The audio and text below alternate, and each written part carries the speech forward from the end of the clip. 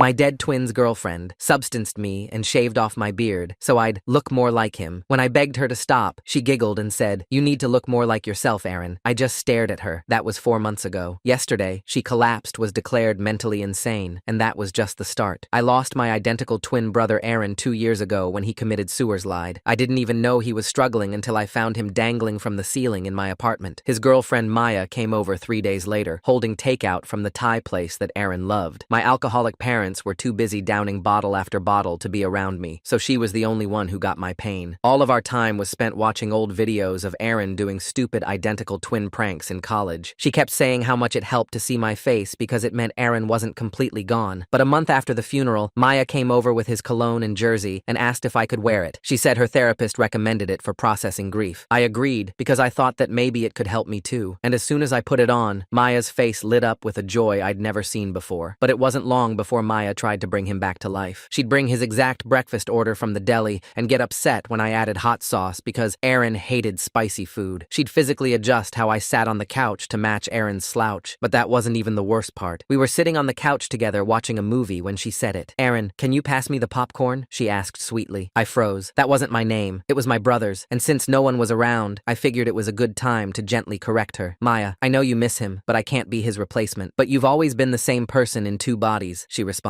I swear I thought she was pranking me. But that's when she showed me dozens of photo collages she had made, with me and Aaron standing back to back. "See, you look so similar. This is proof that he's living through you." That evening while she slept, I called her parents. After the polite, "How are yous?" I gently hinted that Maya was showing symptoms of complex grief and PTSD. I figured they'd ask me more questions about her behavior, but that's when they responded with, "Our baby girl is suffering because of a decision your twin brother made. You owe it to her to keep her happy, by any means necessary." They hung up right after. Well, I already believed that his death was my fault, so their response felt like a confirmation of my worst fears. So when Maya practically moved into Aaron's room, I let her, and that's how we ended up together at 2 a.m., drinking Prosecco in silence and thinking about Aaron. And I guess I passed out on the couch, because when I woke up the next morning, my head was pounding and I had a mouth drier than the Sahara Desert. As I looked in the mirror, my heart dropped, because my previously full face of bearded hair was now completely clean-shaven. I immediately shook Maya awake. "Maya, what the F is going on?" I asked over and over. When she finally gained consciousness, she looked at me and smiled. "Hey, handsome," she said, rubbing her hands on my face. "I missed you so much." I stared at her in disbelief. There was no way. "Maya, did you do this?" "Of course I did," she giggled. "You need to look more like yourself, Aaron." Before I could react, she jumped on top of me, and her lips landed on mine. I tried to push her back on the bed without hurting her, and she screamed at the top of her lungs. "Your body will remember me if you stop fighting it." Maya then proceeded to tear her own clothes off. I grabbed her wrists to stop her. "Maya, he's gone. It hurts me too, but we have to let him go. It's not your fault." She nodded like she understood, so I slowly let go and let her run to the bathroom, and I never saw her again, because when she came back, she had a pair of scissors in her hands. "Every time you deny him, you're unaliving him again," she said, while dragging the scissors across her skin. I backed away to dial 911 with trembling hands. I knew then that the old Maya had died with Aaron. The 911 operator told me to stay on the line, but Maya grabbed my phone and threw it across the room. "Aaron, stop being so dramatic," she said, while red dripped down her arms. "I'm just reminding you what happens when you pretend to be dead." I tried to move toward the door, but she blocked my path. "You're not leaving me again," she said, waving the scissors. "I already lost you once." "Maya, please," I begged. "I'm Alex. You know I'm Alex. Aaron is gone." She shook her head and pulled out her phone with her free hand. "I have proof you're lying." She showed me a video from the night before when I was passed out on the couch. In it, she was talking to me as Aaron for hours, and apparently, I'd been mumbling responses in my sleep. "See, you answer to Aaron when you're not fighting it," she said. "Your body knows who you really are." Suddenly, there was a knock on the door. It was the police. Maya positioned herself between me and the door, scissors glinting in the dim morning light. The police knocked harder. "Open up. We received a 911 call from this address." Maya's eyes locked onto mine. She pressed the scissors against her throat, just enough to draw a thin line of red. "Tell them everything's fine," she whispered, "or I'll show them the video where you admit you pushed Aaron." My blood turned to ice. I hadn't said anything like that, but the video she'd shown me proved I'd been responding in my sleep. What else had she made me say? The knocking intensified. "Police! We need to verify everyone's safety." Maya's hand trembled, pressing the scissors deeper. Blood trickled down her neck. "Say it, Aaron. Tell them we're fine." I moved toward the door, hands raised to show I meant no harm. Maya shifted with me, keeping herself positioned as a barrier. Her free hand clutched her phone, thumb hovering over the screen. "Everything's okay," I called out, voice cracking. "Just a misunderstanding." "Sir, we need to see both parties. Please open the door." Maya shook her head violently. More blood appeared. She mouthed the words, "You pushed him." My mind raced. If I opened that door, she'd hurt herself worse. If I didn't, they'd break break it down anyway. Either way, I was trapped. "She's hurting herself!" I suddenly shouted. "Please help!" Maya's face contorted with rage. She screamed at the top of her lungs. "He's trying to unalive me like he unalived Aaron." The door burst open. 2 officers rushed in, weapons drawn. They took in the scene. Maya collapsed on the floor, blood on her arms and neck, scissors clattering across the hardwood. Me standing over her with blood on my hands from when I'd tried to stop her earlier. "Step away from her. Hands where we can see them." I raised my hands, backing against the wall. "She did this to herself. She's having a mental health crisis." Maya curled into a ball, sobbing. "He made me call him Aaron. He's been holding me captive, pretending to be his dead brother." The female officer knelt beside Maya, while her partner kept his hand on his weapon, eyes trained on me. "Ma'am, are you hurt? We need to get you medical attention." Maya nodded weakly. "He shaved his beard to look more like Aaron. He's sick." The male officer studied my face, taking in my freshly shaven appearance. His hand tightened on his firearm. "Sir, I'm going to need you to turn around slowly and place your hands on the wall. This is insane. I'm Alex. She shaved me while I was passed out hammered. Hands on the wall. Now." I complied, spreading my palms against the cool plaster. The officer patted me down while his partner radioed for paramedics. Maya continued her performance, whimpering about how I'd trapped her here for days. The paramedics arrived within minutes. They immediately began treating Maya's wounds while she whispered to the female officer. I caught fragments: captive, impersonating, dangerous. Maya's phone buzzed on the floor. The screen lit up, showing the video still queued. She made eye contact with me and smiled through her tears. "Officers, there's a video on her phone," I said desperately. "She recorded me while I was unconscious. She's been planning this." The female officer picked up the phone. Maya immediately started hyperventilating. "Don't let him near it. He'll delete the evidence." "Evidence of what?" the officer asked. "Of what he did to Aaron." Maya's voice dropped to a whisper. "He admitted everything last night." The officer played the video. I watched their faces change as they heard my slurred, unconscious responses to Maya's leading questions. She'd been careful with her phrasing, made it sound like I was confessing to something terrible. "That's not what it looks like," I said. I was passed out. She was putting words in my mouth. The male officer cuffed me. "Sir, you're being detained for questioning. You have the right to remain silent." Maya reached for the female officer's hand. "There's more. Check his phone. He's been using Aaron's accounts, his email, his social media. He's trying to become him." My phone sat on the coffee table. I realized with growing horror that Maya had had access to it while I slept. What had she done? The paramedics insisted on taking both of us to the hospital. Maya for her injuries, me for evaluation. They said I was showing signs of shock. Maya insisted we ride in the same ambulance for safety. The officers agreed. Strapped to the gurney, I watched Maya's performance continue. She held the paramedic's hand, speaking in a small, frightened voice about her ordeal. The paramedic, a young woman with kind eyes, kept glancing at me with disgust. "He seemed so normal at first," Maya said. "After Aaron died, he was just Alex. But then he started changing, wearing Aaron's clothes, using his cologne, making me call him by his brother's name." The paramedic squeezed her hand. "You're safe now." Maya turned to look at me. For just a moment, her mask slipped. I saw the calculating coldness underneath. Then she was back to playing the victim. "I tried to leave so many times, but he said if I told anyone, he'd make it look like I was crazy, that no one would believe Aaron's grieving girlfriend over his own twin." We arrived at the hospital. They separated us immediately. Maya to treatment, me to psychiatric evaluation. The officers stationed themselves outside my room. Through the small window, I saw a commotion in the hallway. Maya's parents had arrived. Her mother rushed past my door, shouting loud enough for everyone to hear, "Thank God you saved her from him, officers." We knew something was wrong when she stopped answering our calls. That was a lie. They'd hung up on me when I'd called about Maya's behavior. But who would believe me now? A nurse entered to take my vitals. She avoided eye contact, clearly uncomfortable. Word had already spread. In her mind, I was the disturbed twin who'd held his brother's girlfriend captive. My phone buzzed with notifications. The officer had it in an evidence bag, but I could see the screen lighting up repeatedly. Text after text. I caught a glimpse of one from a mutual friend. "Dude, why is Maya posting about being rescued? What happened?" Maya was already controlling the narrative. By the time I got out of here, if I got out, everyone would have her version of events. The psychiatrist arrived an hour later. Dr. Patel, according to his badge. He sat across from me with a clipboard, studying me like I was a specimen. "I'm going to ask you some questions. Please answer honestly." "My name is Alex," I said immediately. "Not Aaron. Aaron is dead. He unalived himself 2 years ago." Dr. Patel made a note. "Tell me about your relationship with Maya." I explained everything. Aaron's death, Maya's grief, her increasingly delusional behavior, how she'd shaved me while I was unconscious, how she'd staged this entire scene. He nodded along, making occasional notes. When I finished, he set down his pen. "Alex, Maya's parents have provided some concerning information. They say you've been calling their home pretending to be Aaron, that you've been accessing Aaron's bank accounts. That's not true. I called them once as myself to express concern about Maya. They have phone records showing multiple calls." My heart sank. Maya must have used my phone while I slept. How long had she been planning this? She had access to my phone. She could have made calls pretending to be you, pretending to be Aaron. Dr. Patel's tone was skeptical. "That seems rather elaborate." Everything I said sounded like paranoid rambling. Maya had thought of everything. The evaluation continued for another hour. By the end, I could see Dr. Patel had made up his mind. I was either delusional or dangerous, possibly both. They admitted me for a 72-hour hold. For my own safety, they said, and for Maya's. That night, lying in the narrow hospital bed, I stared at the ceiling and tried to make sense of what had happened. Maya had orchestrated this perfectly. But why? What was her endgame? The answer came the next morning when my parents arrived. They stumbled in, reeking of alcohol despite the early hour. My mother wouldn't meet my eyes. "Maybe it's better this way," she slurred. "If you want to be Aaron so bad, he was always the good one anyway." My father nodded along. Aaron wouldn't have done this to that poor girl. They left after 5 minutes. Their son was dead, and now they were losing the spare. But they were too deep in their bottles to care. The social worker came by that afternoon. She had news that made my blood run cold. "Maya is claiming she's pregnant," she said gently. "She says it's Aaron's baby, that you've been forcing her to pretend the baby is yours." I laughed. I couldn't help it. The absurdity was too much. Aaron's been dead for 2 years. How could she possibly be pregnant with his baby? The social worker's expression was carefully neutral. "She says she froze his genetic material before he died, that you've been trying to steal your brother's legacy." Maya had thought of everything. Every lie built on a foundation of half-truths and twisted facts, and I was trapped in the center of her web. That evening, a different nurse brought my dinner. She was older, with gray streaks in her hair and knowing eyes. As she set down the tray, she leaned close. "I've seen this before," she whispered. "Not exactly this, but close enough. Document everything, every interaction, every claim. Write it all down. You'll need it." Before I could respond, she was gone. I spent that night writing, recording every detail I could remember about Maya's behavior over the past month, the way she'd gradually inserted herself into my life, how she'd manipulated my grief, the slow escalation from quirky coping mechanisms to full-blown delusion. By morning, I had pages of notes, but who would read them? Who would believe the ramblings of a man accused of impersonating his dead twin? The answer came in an unexpected form. My lawyer, a public defender named Sarah Chen, actually listened. She read through my notes without interrupting, occasionally asking for clarification. "There are inconsistencies in Maya's story," she said finally. "The timeline doesn't add up, but she's very convincing, and she has evidence. Fabricated evidence. Prove it." That was the challenge. How could I prove Maya had manipulated everything when she'd been so careful, when she'd turned my own grief and guilt against me? Sarah promised to investigate, to look for holes in Maya's story, but she warned me it would take time. And meanwhile, Maya was out there, free to spin whatever narrative she wanted. The next day brought a new revelation. The police had searched my apartment. They'd found Aaron's belongings everywhere. Clothes in my closet, his toiletries in my bathroom, his photos on my walls. "I didn't put those there," I insisted. "Maya must have—" "When?" the detective interrupted. "When did she have time to redecorate your entire apartment?" I realized with growing horror that she'd been doing it gradually, every time she came over, moving things bit by bit. I'd been too hammered, too lost in grief to notice. The detective showed me photos from my laptop, browser history showing searches for how to access deceased person's accounts, and legal name change after death of twin. Emails sent from my account to Aaron's old workplace, asking about returning to his job. I didn't do any of this. Then who did? The answer was obvious, but saying it out loud made me sound completely paranoid. Maya had played the long game, and she'd played it perfectly. On my last day of the hold, Dr. Patel delivered his assessment. Possible dissociative disorder, complicated grief manifesting as identity confusion, recommended outpatient treatment, and continued monitoring. I was being released, but not free. There was a restraining order. I couldn't go within 500 feet of Maya, couldn't contact her or her family, couldn't access any of Aaron's accounts, not that I ever had. Sarah met me at discharge. She had news, but not the kind I'd hoped for. Maya's story is gaining traction. She's given an interview to a local blog about surviving domestic violence. She's very sympathetic. My stomach turned. What about the inconsistencies you mentioned? Still there, but she has explanations for everything. And Alex, she has a pregnancy test. It's positive. I sank into the chair. That's impossible. She's lying about the frozen sperm. Aaron never did that. Can you prove it? I couldn't. Aaron was dead. The only person who could confirm or deny Maya's claim was gone. Sarah drove me to a motel. My apartment was still a crime scene, and even when it was released, my landlord had already started eviction proceedings. Too much drama, he'd said. Too much negative attention. That night, alone in a dingy motel room, I finally understood the full scope of what Maya had done. She hadn't just tried to resurrect Aaron through me. She'd destroyed Alex in the process. I had no job. They'd fired me for missing work. No home. No friends. They all believed Maya's story. No identity. In everyone's eyes, I was the disturbed twin who'd tried to steal his brother's life. My phone had been returned, wiped clean by the police forensics team. The first thing I did was check social media. Big mistake. Maya's posts were everywhere. Artistic black and white photos of her injuries, heartfelt captions about survival and healing, hundreds of comments offering support, calling me a monster, praising her bravery. One post stopped me cold. It was an ultrasound image. "Aaron's last gift," the caption read. "His brother tried to take everything from me, but he couldn't take this." The comments were full of people marveling at the miracle. How wonderful that she'd had the foresight to preserve Aaron's legacy. How terrible that his twin had tried to steal even that. I threw my phone phone across the room. It hit the wall and clattered to the floor, screen cracked but still functional, like me. The next few days blurred together. I tried to find work, but every employer Googled me. I tried to find an apartment, but landlords ran background checks. Maya's narrative had poisoned every aspect of my life. A week after my release, I saw her. I was at a grocery store, buying ramen and cheap beer with my dwindling cash. She was in the produce section, examining avocados. Her belly showed the slightest curve, too much for a pregnancy that was supposedly only a few weeks along, according to her timeline. She saw me at the same moment. Her eyes widened in perfect fear. She dropped the avocados and backed away, hand protective over her stomach. "Help!" she called out. "He's violating the restraining order!" I turned and ran. Behind me, I heard people shouting, someone calling 911. I abandoned my groceries and sprinted for the exit. I made it to my car, but I knew it was over. They had security footage, multiple witnesses. I'd violated the order, even if by accident. Sarah called an hour later. "Turn yourself in. We'll explain it was a chance encounter." But who would believe that? In their story, I was stalking her, obsessed with her. This just confirmed their narrative. I sat in that motel room, watching the sun set through grimy windows, and made a decision. I couldn't fight Maya's story, not when she'd laid the groundwork so carefully, not when everyone already believed her, but I could find the truth. Aaron had unalived himself. That was a fact. But why? He'd never shown signs of depression, never talked about ending his life. Something had driven him to that point, and Maya had been with him in the weeks before his death. I opened my laptop and started searching, not for anything illegal or invasive, just public records, social media posts from 2 years ago, news articles, anything that might shed light on what had really happened. What I found made my blood run cold. There were posts from Aaron in the weeks before his death, posts I'd never seen because I'd been too busy with work, too confident that my twin was fine. Posts about feeling trapped, about someone not accepting boundaries, about fear. They were vague, but the timeline matched up with when he'd started dating Maya. I dug deeper, found comments from mutual friends asking if he was okay. His responses were evasive, but troubling. Just dealing with some stuff. It's complicated. Sometimes love isn't enough. Then, a week before his death, the posts stopped. His social media went dark. I'd assumed he was just busy, happy in his new relationship. Now I wondered if he'd been silenced. I called Sarah, told her what I'd found. She listened, but sounded skeptical. "Alex, I understand you're looking for answers, but Aaron is gone. We can't ask him what happened. But this shows a pattern. Maya's behavior with me. What if it wasn't the first time? What if isn't evidence? And frankly, pursuing this line of thinking makes you look more obsessed, not less." She was right, but I couldn't let it go. Aaron deserved better than to have his death become a tool in Maya's delusion. That night, I dreamed of my brother. He stood in my motel room, looking exactly as he had in life. Same crooked smile, same way of standing with his weight on his left foot. "You can't save me," he said, "but you can save yourself." I woke with tears on my face and a decision made. I would stop fighting Maya's narrative about me. Let her have her story. Let her have her fake pregnancy and her sympathetic supporters. But I would find out what had really happened to Aaron. Not for revenge, not to clear my name. For him, the investigation would have to be careful, quiet. I couldn't afford another restraining order violation. Couldn't give Maya more ammunition. But somewhere out there was the truth about why my twin had chosen to die. And maybe, just maybe, that truth would set us both free. I opened a new document on my laptop, started writing everything I remembered about Aaron's last days. Every conversation, every text, every sign I'd missed. It was time to stop being the victim of Maya's story and start uncovering the real one. The story of Aaron and Maya, of love turned to obsession, of manipulation disguised as grief, of how my brother had tried to escape and chosen the only way out he could see, and how Maya was now trying to trap me in the same web, using my own guilt and grief as the threads. But I wasn't Aaron. I wouldn't make his choice. I would survive this, document everything, find the truth for both of us. The motel room became my makeshift investigation center. I pinned Aaron's old photos to the wall, created timelines on scraps of paper, and mapped out every interaction I could remember between him and Maya. My laptop screen glowed with archived social media posts, each one a breadcrumb in a trail I should have followed 2 years ago. 3 days into my search, I found something. A comment on Aaron's Instagram from someone named Jake, dated 2 weeks before his death. "Bro, you okay? That thing at the coffee shop looked intense." Aaron had replied with just, "It's handled." I messaged Jake through a new account, explaining who I was. His response came within minutes. "Holy poop, Alex. I've been following Maya's posts. None of it made sense. Can we meet?" We arranged to meet at a park outside the restraining order radius. Jake arrived looking nervous, constantly checking over his shoulder. He sat on the opposite end of the bench, maintaining distance like I might be contagious. That day at the coffee shop, he started without preamble. Maya was different. She kept touching Aaron, adjusting his clothes, fixing his hair. When he tried to leave, she grabbed his wrist so hard it left marks, said something about how he couldn't abandon her like everyone else. My hands clenched. What did Aaron do? He looked terrified. I'd never seen him like that. He kept apologizing to her, trying to calm her down. She was crying, saying he was all she had left. Jake paused. There was something she kept repeating. "You can't leave me like Lily did." Who's Lily? No idea. But after that day, Aaron stopped hanging out, stopped answering texts. I figured they'd worked it out. it. I thanked Jake and left quickly, aware that any prolonged contact could be twisted into harassment. Back at the motel, I searched for information about Lily in connection with Maya. What I found sent ice through my veins. Lily Chen, Maya's younger sister, died by sewerslide 5 years ago at age 19. The obituary mentioned she was survived by her parents and older sister Maya. There was a photo. Lily looked startlingly like Maya. Same delicate features, same dark eyes. I dug deeper, found a memorial page where friends had shared memories. One comment stood out. Lily was trying to distance herself from toxic family dynamics. She was so close to freedom. The parallels were too obvious to ignore. Someone trying to leave, someone who looked like Maya, someone who chose death as their escape. My phone buzzed. Unknown number. I almost didn't answer, but something made me pick up. Is this Alex? A woman's voice, elderly and trembling. Who is this? I'm Mrs. Patterson. I live next door to Aaron's apartment. I saw the news about what that girl is saying about you. It's not right. My heart raced. What do you mean? I have security cameras. Old habit from when the neighborhood was rougher. They picked up things. Maya visiting at odd hours. Arguments the night before. She trailed off. Can I see the footage? I can't get involved officially, but if you happen to find a flash drive in your mailbox at the motel, well, I can't control where things end up. The line went dead. 2 hours later, I found a small flash drive tucked under a pizza flyer in the motel's mail area. My hands shook as I plugged it into my laptop. The footage was grainy, but clear enough. Time-stamped videos showing Maya arriving at Aaron's apartment at 2 a.m., 3 a.m., 4 a.m. on different nights. In one, Aaron was visible in the doorway, trying to close the door while she wedged her foot in the gap. Another showed her sitting in her car outside for hours, just watching. The final video was dated the night before Aaron died. Maya arrived at 11 p.m. carrying a bag. She left at 3 a.m. The bag looked emptier. I copied everything to multiple drives, uploaded to secure cloud storage. This was evidence, but of what? Stalking? Harassment? Or something worse? Sarah called the next morning. We have a problem. Maya's filed a civil suit. Emotional distress, loss of consortium, intentional infliction of emotional harm. She's asking for damages. She's suing me? For what? For impersonating Aaron and traumatizing her. Alex, her lawyer is good, really good. Her parents are funding this. Of course they were. The same parents who told me to keep their daughter happy by any means necessary. There's more, Sarah continued. She's submitted evidence of her pregnancy, medical records showing she's 14 weeks along. I did the math. 14 weeks would mean conception happened around the time she started staying in my apartment, after she'd begun calling me Aaron, after she'd started her delusion. Sarah, that timeline doesn't match her story about frozen sperm. I know, but she's now claiming the stress of your impersonation caused her to misremember dates. That trauma affected her memory. Maya was adapting her lies, evolving them to fit new evidence. Every time I thought I'd found a contradiction, she had an explanation ready. That afternoon, I received an email from Aaron's former employer. They were sorry to inform me that someone had been calling, claiming to be Aaron's twin, asking about his final timesheet and any personal belongings. They wanted to verify if this was legitimate. I hadn't made any such calls. Maya was still actively framing me, even now. I called the company back, explained the situation. The HR representative sounded sympathetic but cautious. Actually, Mr. Thompson, there's something you should know. Aaron submitted a formal complaint 2 weeks before he passed, about someone harassing him at work. Who? He didn't name names, but he mentioned a girlfriend who wouldn't accept boundaries, who kept showing up during his shifts. Security had to escort her out twice. More pieces of the puzzle. I asked if they still had the complaint on file. They did, but couldn't release it without a subpoena. Another dead end that pointed toward the truth, but couldn't prove it. That evening, while reviewing the security footage again, I noticed something. In one frame, as Maya was leaving Aaron's apartment, something fell from her bag. Small, white, rectangular. She quickly picked it up, but the camera caught it. I enhanced the image as much as possible. It looked like a prescription bottle. On impulse, I called the pharmacy where Aaron used to fill his prescriptions, pretended to be calling about my own medications, casually mentioned my brother. Oh, Aaron, the pharmacist said, her voice softening. Such a tragedy. He was just here the week before, filling his new prescription. New prescription? For anxiety. Said he was having trouble sleeping. Poor thing looked exhausted. Aaron had never had anxiety issues before, never needed medication. What had changed in those final weeks? I thought about the white bottle falling from Maya's bag, about Aaron's sudden need for anxiety medication, about how he'd died. The pieces were forming a picture I didn't want to see. My investigation was interrupted by a knock on the motel door. Through the peephole, I saw a process server, the civil suit papers. I accepted them, read through Maya's claims. According to her filing, I'd caused her severe emotional trauma, endangered her pregnancy, and violated her deceased boyfriend's memory. The damages she was seeking matched Aaron's life insurance payout almost exactly. She wanted the money. Everything else, the performance, the pregnancy claim, the elaborate frame job, it all came down to money. But there was something else in the filing. Maya claimed to have video evidence of me practicing being Aaron. Footage of me in his clothes, mimicking his mannerisms, studying his photos. I knew exactly what she meant. The night she drugged me, she must have posed me, dressed me, recorded me while I was unconscious, building her evidence cache for this exact moment. Sarah met me at a diner to discuss strategy. She looked tired, stressed. Alex, I need to be honest. This case case isn't looking good. She has documentation, witnesses, evidence. You have theories and suspicions. I have the security footage from Mrs. Patterson, obtained illegally, inadmissible. The pharmacy records showing Aaron's sudden anxiety medication. Proves nothing except that he was struggling before his death. Every piece of evidence I'd found was either inadmissible or could be explained away. Maya had thought of everything. What do you suggest? I asked. Settle. Give her what she wants. Walk away. She wants Aaron's life insurance money. Then give it to her. It's just money, Alex. Your freedom is worth more. But it wasn't just about money. It was about Aaron, about the truth, about not letting Maya win. That night, I made a decision that would either save me or destroy me completely. I created a new social media account under a fake name and started reaching out to Maya's past. College friends, high school classmates, anyone who might have known her before Aaron. The responses trickled in slowly. Most people remembered Maya as sweet but intense, clingy, the type who didn't handle rejection well. Then I got a message that changed everything. I dated Maya for 3 months in college, the message read. It ended when she started insisting I was her sister Lily reincarnated. She'd make me wear Lily's clothes, style my hair like hers. When I tried to break up, she threatened to hurt herself. I had to transfer schools to get away. The sender included screenshots of old messages from Maya. The language was eerily familiar, the same phrases she'd used with me about Aaron living through me. This was her pattern. Find someone who reminded her of a lost loved one. Try to resurrect the dead through the living. And when that failed, I thought about Aaron's anxiety medication, about Maya's late-night visits, about the bag she'd carried in the night before he died. What if Aaron hadn't unalived himself? What if he'd been driven to it? Or worse. My phone rang. Sarah's number. Alex, where are you? At the motel. Why? Maya's filed an emergency injunction. Says you've been stalking her online, contacting her friends. There's a warrant. You need to turn yourself in. My blood ran cold. How did she know about my investigation? I'd been so careful, used fake accounts. Then I realized she'd been monitoring me somehow, watching my digital footprint. Maybe she had access to my devices in ways I didn't understand. Sarah, I found evidence of a pattern. She's done this before. It doesn't matter right now. You need to come in before they arrest you. I agreed to meet her at the police station in an hour. But first, I had one more thing to do. I compiled everything I'd found, the security footage, the messages from Maya's ex, the pharmacy information, the timeline discrepancies, created multiple copies, uploaded to various cloud services, emailed to Sarah and to myself. If I was going down, at least the truth would be preserved somewhere. As I prepared to leave, my laptop dinged. New email. The sender made my heart stop. Aaron's email address. The subject line, stop looking or she'll do to you what she did to me. The message was simple. Check the news tomorrow.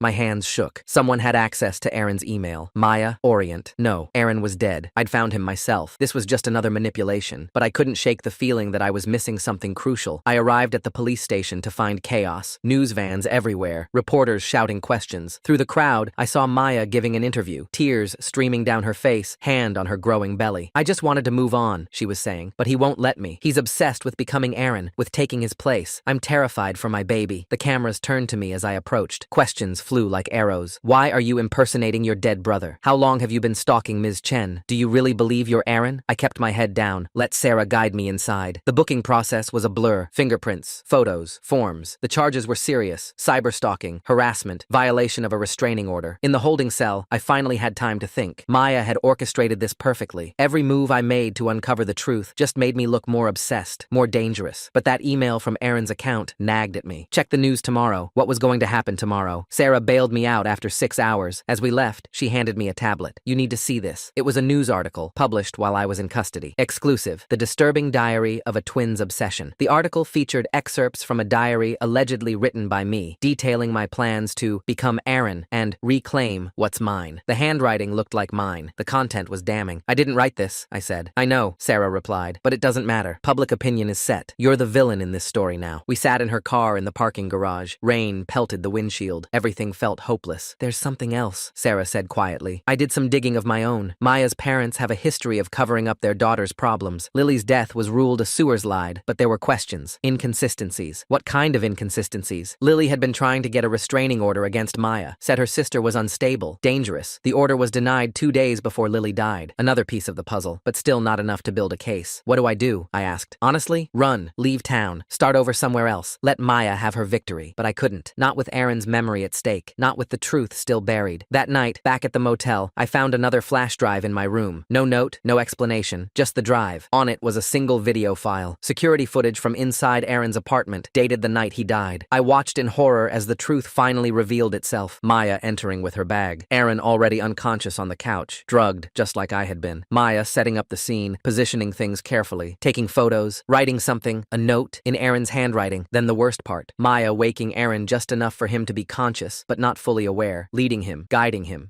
following, trusting, confused. The video cut off before the end, but I knew what came next. Aaron hadn't unalived himself. He'd been murdered, and Maya had made it look like Sewers lied. I sat in that dingy motel room, staring at the screen, finally understanding the full horror of what I was facing. Maya wasn't just delusional. She was a killer, and she was setting me up to be her next victim, either literally or figuratively. The email from Aaron's account made sense now. Someone else knew the truth. Someone with access to evidence. Someone who wanted me to stop digging before Maya decided I was too much of a threat. But who and why warn me instead of going to the police? My phone buzzed. Text from an unknown number. Meet me at the old warehouse on Pier 47. Midnight. Come alone. Someone who knew Aaron. It was obviously a trap. Everything about this screamed danger, but I was out of options, out of allies, out of time. Maya had won every round so far. She'd destroyed my reputation, my freedom, my future. She'd unalived my brother and was now carrying some other man's child while claiming it was Aaron's. I had two choices: run and let her win, or face whatever was waiting at that warehouse. I made my decision. At 11:45 p.m., I left the motel. The city was quiet, rain-slicked streets reflecting neon lights. I drove carefully, aware that any traffic violation could land me back in jail. The warehouse loomed dark against the harbor skyline. No cars in the parking lot, no signs of life. I parked and waited. 11:58, 11:59. At exactly midnight, a figure emerged from the shadows. My heart stopped. It was impossible. Completely impossible. But there he stood, thinner than before, scarred but alive. Aaron. I stared at the figure in the shadows. My brain refused to process what my eyes were seeing. The height, the build, even the way he held his shoulders, everything screamed Aaron. But Aaron was dead. I'd found his body myself. The figure stepped into the dim light from a distant street lamp. Not Aaron. The face was similar but wrong. Narrower jaw, different nose. The man raised his hands slowly, showing he meant no harm. I'm Marcus, he said. Maya's ex from college. The one who messaged you. My knees nearly buckled with relief and disappointment. Of course it wasn't Aaron. Dead men don't come back. Why the cryptic message? I asked, still wary. Because Maya monitors everything. She has software on your devices. I had to make sure you'd come alone. Marcus glanced around nervously. We don't have much time. She'll know you're here soon. He handed me a thick envelope. Inside were photos, documents, medical records. My hands shook as I flipped through them. 3 years ago, Maya targeted my roommate. Marcus explained quickly. Said he was her sister Lily reborn. When he tried to leave, she helped him along. Made it look like an OD. I couldn't prove anything, but I've been documenting her patterns ever since. The papers showed a clear progression. Maya's first victim after Lily, a girl from high school who looked like her sister. Then Marcus's roommate. Then Aaron. Now me. Why didn't you go to the police? I asked. With what? Suspicions? Circumstantial evidence? Her parents have money, connections. They've been cleaning up after her for years. Marcus pulled out his phone, showed me a text. She messaged me yesterday, said she's found someone new. Jake's younger brother, 15 years old. My blood ran cold. The cycle was accelerating. There's more, Marcus continued. That video you found of Aaron's last night? I sent it. My friend works building maintenance. He pulled it from their backup server before Maya's parents had it wiped. How do they keep getting away with this? Small town. Her mom went to school with the police chief. Her dad employs half the city council's kids. But there's one detective who's been asking questions. Detective Rodriguez. She's new, transferred from the city. No local connections. Marcus handed me a business card. She's expecting your call, but Alex, you need to be careful. Maya's escalating. The pregnancy thing? She pulled the same stunt with me. Even bought a fake belly online. But this time, she's taking it further. My phone buzzed. Sarah calling. I answered. Alex, where are you? Maya just filed another report. Says you threatened her at the grocery store. There's security footage of you running. I was running away from her. Doesn't matter how it looks. You need to come in. Now. I hung up. Marcus was already backing away. That's my cue. Call Rodriguez. Tonight. And Alex, whatever you do, don't let Maya near Jake's brother. He melted back into the shadows. I stood alone in the empty lot, envelope clutched in my hand, finally understanding the full scope of Maya's sickness. Back at the motel, I spread Marcus's evidence across the bed. 3 victims before Aaron. All young men who resembled someone Maya had lost. All dead within 6 months of meeting her. All ruled suicides or accidents. I called Detective Rodriguez. She answered on the second ring. I've been expecting your call, Mr. Thompson. Can you come to the station? I have a restraining order. I'm not supposed to. I'll handle that. Side entrance, 20 minutes. The station was mostly empty at this hour. Rodriguez met me at the door. Mid-40s, sharp eyes, no wedding ring. She led me to a small conference room. I've been investigating the Chen family for 6 months, she said without preamble. Started when I noticed a pattern in the death records. Your brother wasn't the first. She laid out her own files. They matched Marcus's documentation, but went deeper. Financial records showing Maya's parents paying off families. Medical records from Maya's multiple hospitalizations. A paper trail of destruction spanning years. Why hasn't anyone stopped her? Money, influence, and she's smart. Never leaves direct evidence. Always has plausible explanations. Rodriguez leaned forward. But you're different. You're still alive. And now she's made mistakes. The pregnancy? Among other things. I pulled her medical records. She had a hysterectomy 3 years ago. Complications from a botched termination of pregnancy. She can't have children. The fake pregnancy made sense now. just another manipulation tool. What about Jake's brother? Rodriguez's expression darkened. That's why we need to move fast. She's already started grooming him. His parents think she's helping him through grief counseling. My phone buzzed. Unknown number. I showed Rodriguez. Answer it. Speakerphone. I did. Maya's voice filled the room, sweet and poisonous. Hi, Aaron. I know you're confused. The medication I gave you that night, it can cause memory problems. But don't worry. I'll help you remember who you are. Maya, I'm not. Jake's brother looks just like you did at 15. Same eyes, same smile. He even laughs like you. Her voice dropped. But don't worry. You'll always be my first choice. Come home, and I'll leave him alone. The line went dead. Rodriguez was already on her radio, dispatching units to Jake's house. We need more, she said. The fake pregnancy isn't enough. Her parents will claim mental illness, get her hospitalized for a few months. She'll be out and hunting again within a year. What about the video of Aaron's last night? Inadmissible, obtained illegally. But she paused, thinking, if we could get her to confess, on record, she's too smart for that. Maybe, maybe not. She's escalating, getting sloppy. The fake pregnancy, targeting a minor, calling you directly. She's losing control. Rodriguez outlined a plan. Risky, but possible. I'd meet with Maya, wearing a wire, try to get her to admit what she'd done to Aaron, what she planned to do to Jake's brother. It's dangerous, she warned. We'll be monitoring, but if she suspects anything, I thought about Aaron, about Jake's 15-year-old brother, about all the victims still to come if Maya wasn't stopped. I'll do it. The next morning, Sarah met me at the courthouse. She wasn't happy about the plan, but agreed to help set up the meeting. Legal mediation, she called it. A chance to settle the civil suit out of court. Maya agreed immediately. Of course she did. Another chance to play with her toy. The mediation was scheduled for that afternoon. Rodriguez's team spent the morning prepping me. Where to sit, how to steer the conversation, what questions to ask. The wire was tiny, almost invisible, but it felt like it weighed 1,000 pounds. Sarah and I arrived early. The conference room was small, windowless, perfect for recording. Rodriguez's team was in a van outside, listening. Maya entered with her lawyer and parents. She'd dressed the part. Conservative suit, minimal makeup, fake baby bump prominent under her jacket. The grieving girlfriend seeking justice. Her father glared at me. Her mother wouldn't make eye contact. But Maya smiled, that same sweet smile she'd worn while holding scissors to her throat. The lawyers talked. Terms, conditions, settlement amounts. I barely heard them. My focus was entirely on Maya. Finally, the lawyers stepped out to draft paperwork. Maya's parents followed, her father muttering about needing a smoke. We were alone. Maya's mask dropped instantly. You look tired, Aaron. I'm not Aaron, she laughed. You say that, but your body remembers. The way you're sitting right now, that's exactly how Aaron sat when he was nervous. I forced myself to relax. Tell me about Lily. Her eyes flashed. What about her? She was the first, wasn't she? The first one who tried to leave you. Lily didn't try to leave. She was confused, thought she needed space. Maya's hand went to her stomach, rubbing the fake bump. Just like Aaron was confused, but I helped them both find peace. My heart pounded. This was it. How did you help Aaron? He was suffering. All those anxiety medications, the insomnia. He couldn't live without me, but he was too proud to admit it. She leaned forward. So I made it easier for him. A few extra pills in his drink, just enough to make him compliant. Then I showed him how to tie the knots. He was so peaceful at the end. Grateful even. And now Jake's brother? Her smile widened. Tommy's special. He has Aaron's soul. I can see it when he looks at me. He just needs time to remember. You're going to unalive him too. Unalive? She looked genuinely offended. I don't unalive anyone. I help them transition. When they're ready to leave this form and find a new one. Her hand moved to her belly again. Like this baby. It's Lily, finally coming back to me. Maya, you can't have children. You had a hysterectomy. For the first time, uncertainty flickered across her face. Then she laughed. Medical records can be faked. Doctors can be wrong. I know what's growing inside me. She stood, moved closer. But you're right about one thing. Tommy isn't Aaron. You are. You've always been Aaron. The other one, Alex, he was just the spare, the shadow. She reached for my face. I caught her wrist. Don't touch me. See? Even your anger is exactly like his. She pulled free, backed toward the door. The offer stands. Come home, be who you really are, and Tommy stays safe. Keep fighting, and I'll have to help him transition. Your choice, Aaron. The door opened. Her parents and lawyers returned. Maya's mask snapped back into place. The grieving girlfriend, the victim. But Rodriguez had heard everything. The arrest happened that evening. Maya was at Jake's house, sitting with Tommy, showing him photo albums of Aaron. Rodriguez's team moved in quietly, professionally. Maya didn't resist. Even as they cuffed her, she kept that serene smile, whispering to Tommy that she'd see him soon, that Aaron would explain everything. Her parents tried to intervene. Lawyers appeared within minutes. But Rodriguez had done her homework. The confession, combined with the medical records and witness statements, was enough for an arrest warrant. The trial would take months. Maya's parents would hire the best defense attorneys money could buy. They'd claim mental illness, temporary insanity, grief-induced psychosis. Maybe they'd even win. But Tommy was safe. That's what mattered. I sat in the police station until dawn, giving my statement. Sarah stayed with me, making sure my rights were protected. Outside, the city woke up, oblivious to the drama that had unfolded. What happens now? I asked Rodriguez as she walked me out. Now we build the case. Make sure she can't hurt anyone else. She paused. You did good, Alex. Aaron would be proud. I nodded, unable to speak past the lump in my throat. The next few weeks blurred together. Court appearances, depositions, psychiatric evaluations. evaluations. Maya's parents launched a media campaign, painting her as a victim of grief. But Rodriguez's case was solid. Other victims' families came forward. Marcus testified. Mrs. Patterson provided her security footage. Even Jake, shaken by how close his brother had come to danger, agreed to testify. Maya was denied bail. Too much risk of flight, the judge ruled. Her parents raged, threatened lawsuits, but for once their money couldn't buy their way out. I started seeing a therapist, a real one, not the grief counselor Maya had manipulated. Slowly, I began to process not just Aaron's death, but everything that came after. The motel room gave way to a small studio apartment. Nothing fancy, but it was mine. I found work at a warehouse, night shifts that paid the bills while I figured out what came next. Jake reached out one day. Coffee at a small shop downtown. He looked older, worn down by the trial. "Tommy's doing okay," he said, "seeing a counselor, asking about you. Tell him I said hi. He wants to thank you for stopping her." I shook my head. "Just keep him safe. That's thanks enough." We parted ways outside the shop. I watched him go, then turned and walked in the opposite direction. The city stretched before me, full of strangers who didn't know my story, who saw just another guy heading home from coffee. 6 months later, the trial ended. Maya was found guilty on multiple counts. The sentence was 25 years, with mandatory psychiatric treatment. Her parents' influence couldn't save her from consequences this time.